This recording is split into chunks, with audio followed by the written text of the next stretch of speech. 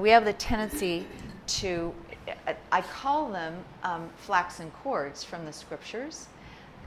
Basically, visually, it's like they wrap these little cords around us. Each negative thought becomes a flaxen cord.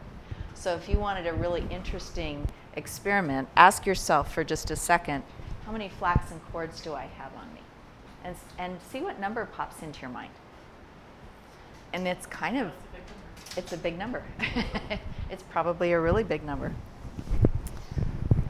Something I learned from going through the life coach training, and that is so accurate, is I would go with you and this wonderful book that we're doing, and I would either get greater knowledge of a principle or a concept I already knew, or learn a brand new one.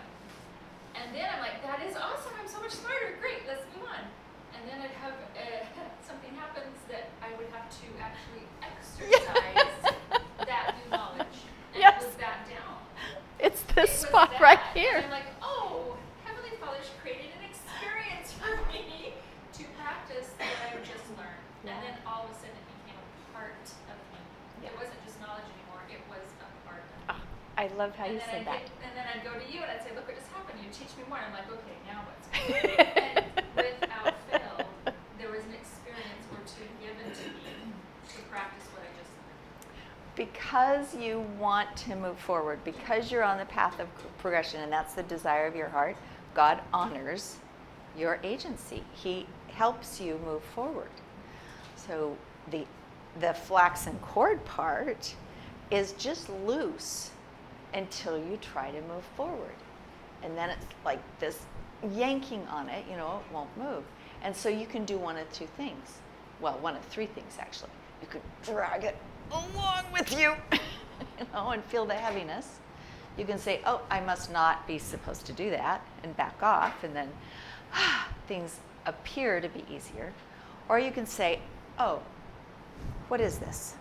Okay, I don't need this one anymore. What's this one? Yep, I don't need that anymore either. And that's the process you're going in.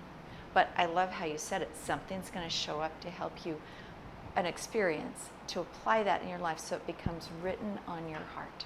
So it's part of you. And once it's part of you, that's why you can never drop back down lower, because it becomes part of you through the experience. Does that help at all? Okay. Okay. Awesome. Thank you. Thank you for sharing. We were doing declarations as if there was only one thing you could do. Anybody have any luck moving forward on that? I am statements are really powerful, and we'll talk more about that today.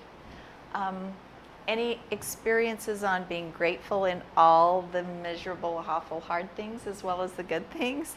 Marty. I was telling my cute friend as we walked in this morning about this week was a little over the top. I'm trying to do this class, but I'm also a florist and decorator, and from here till January, it's just intense, and I love it. It's good. But I was the teenager that was saying, I'll get to my homework later. So I crammed, and I read a lot last night, and this morning worked on these. And I'll tell you what was interesting about the declarations is looking for, just being open to thinking about what I am, what I inspire, how I empower. I was in such a place of gratitude looking at the amazing life God's given me. And so, is there room to grow? Absolutely. But what He's already done, just love and gratitude. So that was just, even that little experience, taking a little bit of time that I did, wow, changes your day. That is so awesome. I love that. I love that. When we can, and gratitude is an acceptance. I'm accepting what already is so that I'm open for more. If I'm not accepting what already is, I'm not open for more.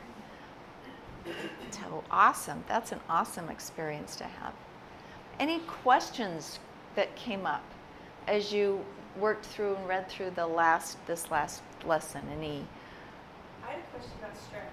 Awesome. They talked about stress being you're denying what is. Mm-hmm. So when yourself or your spouse is stressed all the time because of work, that's interesting. Lots of layers to it. Yes. Because you felt you're being acted upon instead of choosing to embrace what is. I love that. One of my favorite stories was about Sherry Dew, and she's complaining to this friend of hers about all the things that she has to do. And at that time, she was in the General Relief Society presidency. She was writing the biography on somebody.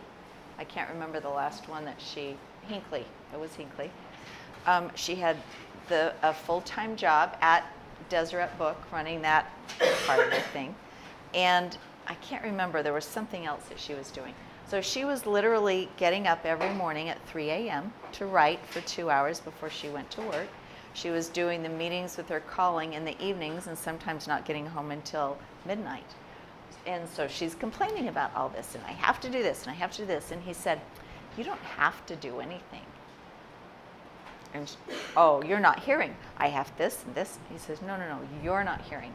You don't have to do any of those. You're choosing to. It's your resistance. It's your have to, which is a resistance forced on, that's giving you all the trauma and stress. And she said, she's kind of feisty. She said, it took me 2 weeks before I recognized that he was absolutely right. So releasing the have to and accepting that I'm choosing to, so much of the heaviness and stress leaves when that happens. It's a great question. Thank you.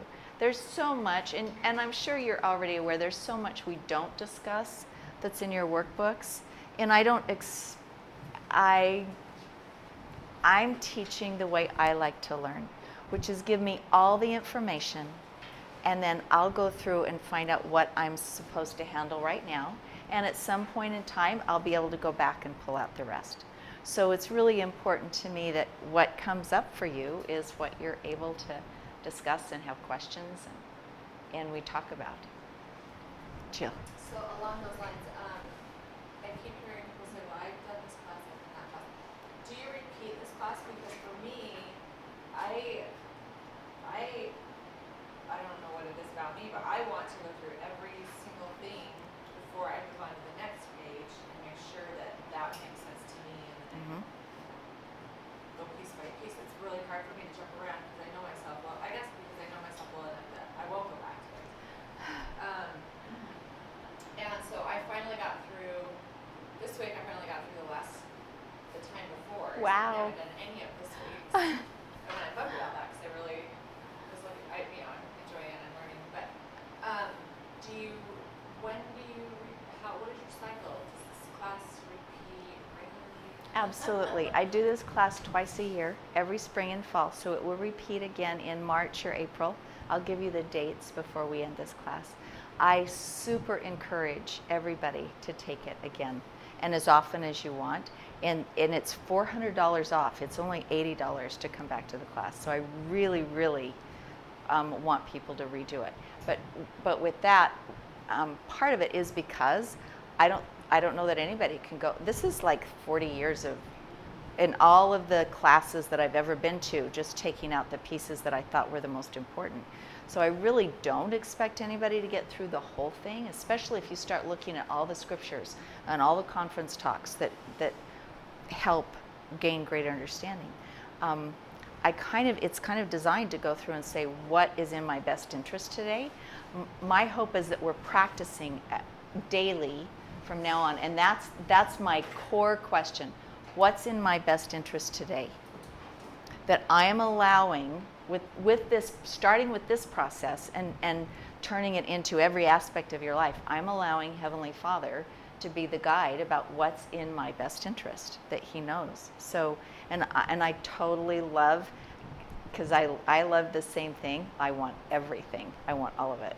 But I'm beginning to understand that allowing God to design what's in my best interest for today or for this week is, just like you said about the experiences, it gives Him an opportunity to give me an experience with the information. And it might only be one little paragraph that stood out to you, but He has such a perfect understanding of where we are and how to get us where He wants us to be. So I would hate for you to feel overwhelmed and have this be a miserable experience. It's not, well, I don't know if it's overwhelmed.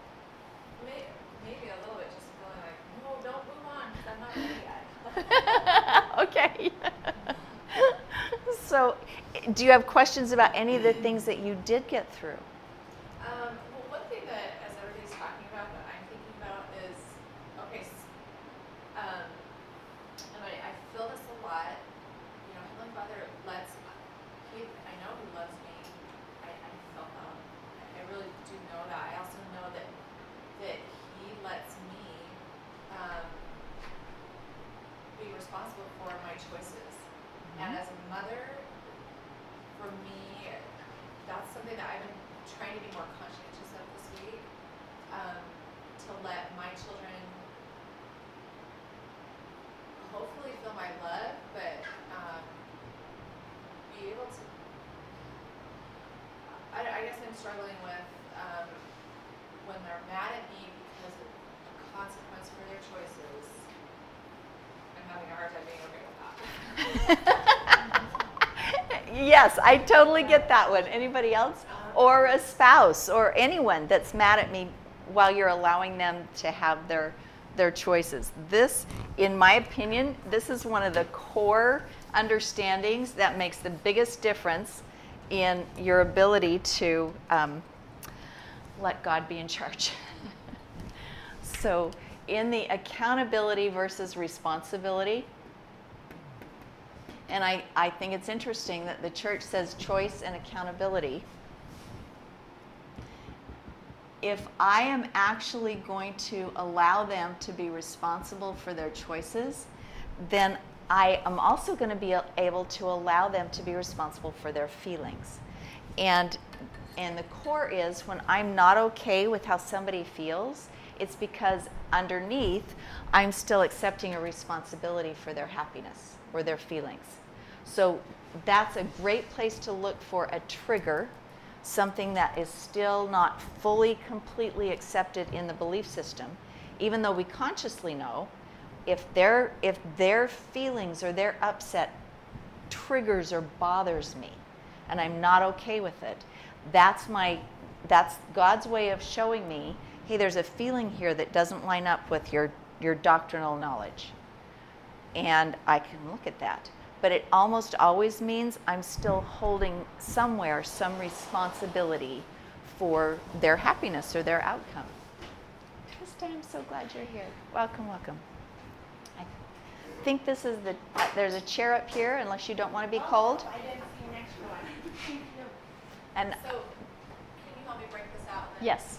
So my son was, a while ago, he was in college and he got very serious with a girl, and he was really starting to have some,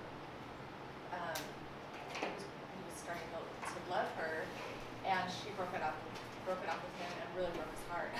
Oh. And he would just call me and want to talk to me. He would just want me to be on the phone with him, and I would have nothing to say. He would have nothing to say. He just, you know, he was just so heartbroken. And so for that, my heart really, really hurt for him. How do I break that out? Because I know that that's okay. I'm not trying, you know, it is what it is. But holy cow, my feelings, I really hurt for my son. And that's completely different, because we do hurt for the people we love. That is a pain that you're experiencing along with him. That's like the mourning with those that mourn, and comfort those that stand in need of comfort.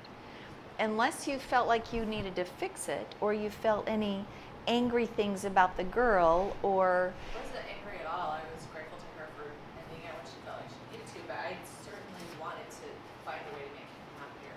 okay. And help him feel okay. That's the only part where you go, take myself out of it, and just allow him. See, when he's in his down moment, that's when his strength can happen. So the feeling, and keep in mind, we're not talking about necessarily doing anything different. This is about feeling different, because I believe and think different. So when I see my son hurting down here, and I want to fix it, to stop his hurting, there's a little bit of a, I can fix it. I am supposed to fix it. I'm the mother. But really, it's more about me not wanting to hurt with him. I don't want him to hurt, and I don't want me to hurt. So accepting things as they really are is truth. The truth is he's hurting and I'm hurting. Can I be okay with that and allow him his hurt, knowing that God's going to use everything for his best good, and just love him, love on him, allow love to just flow through me to him, but not accept the responsibility of, oh, I want to fix it. Even when you know you won't step in and fix it. Or you can't. Yeah, knowing you can't, but still feeling it. All of my feelings come from a thought or a belief. So when I'm feeling I want to fix it, there's a thought that's saying, I want to, I need to, I should. It's my responsibility. I don't know. Did that help a little bit? Okay. Often we're not talking about doing things different. We're talking about the feeling underneath it. This is way more than just choosing the right action. We're really well trained in that. This is backing up to choosing the right thought that aligns with God, so that we can feel the way God can open up our hearts and allow us to feel. And it moves us farther than just choosing the right actions. I feel like choosing the right actions is still kind of being in the law of Moses box. And once we're willing to step out and go, okay, I want to feel and think the way God feels and thinks, I move out of that into well then, what's in my best interest, Heavenly Father? Does this align with your doctrine? Do you want to fix us when we're hurting, or do you just send us love? I always go back to what would God do? What's the doctrine that how would God respond in this situation to me personally? Does that help a little bit? Rebecca, and then Julie. I totally relate with you. I have kids of all ages, and I want to fix things, of course, but we have to allow. Of course, we want to support, and we're always there to support, and validate, and do what we can. Just give love, basically. But really, I don't want to take the place of the Savior for my child. You know what I'm saying? We want them to draw to God and to the Savior, because that's the only person that can heal or fix anything. And so they're obviously going through that for a reason, because everything is tailor-made for us, right? What we go through. So that helps me to remember that I can't fix everything for my kids, because I can't. Yeah. Only me. I can do what I can to love, but only the Lord can do the rest. And I love that. Even though we know we can't, we want to get out of this space where we feel like we want to, because that means some part of our belief system is still over here. If this is me, and this is Christ, and this is anybody else that I have a relationship with, our natural tendency when we're in responsibility is to come over to their line and stand here and say, let me help you. I can fix you. Come on up here with me. And that really gets in their way of their relationship with Christ. And when I'm doing that, I kind of turn my back on Christ as well. So ideally, we say, well, I'm feeling like I want to fix it. I'm going to send love instead. And if that's too hard for me, I'm just going to ask Christ to help me do what I know would be in our best interest, so that I can stay in my space, allow him to learn whatever it is that Christ has in store for him to learn, but connected with love and compassion. Julie. This weekend we had our state conference, and something really interesting came up that I think fits into this. It gives me a broader perspective, and it was the word empathy, and they talked about what empathy was and what sympathy was. And I won't get into the difference of those two, but empathy is exactly what it's Jill, right? It was describing. I hurt for my child because I know what he's going through. Yeah. And when we go to the space of empathy, we allow ourselves to be open and vulnerable, and it can be scary. But as moms, we just do that with our kids. That's just where we go. Well, the minute we're feeling their pain, because we have something similar we can connect to, we want to fix it because we don't want them to feel, because we know how we felt Yeah. or are feeling. And that's where that responsibility comes in. As I was learning about empathy this weekend, I've been praying for the last about 3 weeks to really understand charity and improve my gift of charity. And as they were speaking of empathy and how that is to be vulnerable and open to feel others' pain and then stay with them, I went, that is charity. Wow. And it has nothing to do with fixing. Yeah. I don't know what to do, I don't know what to say, but I'm not leaving you.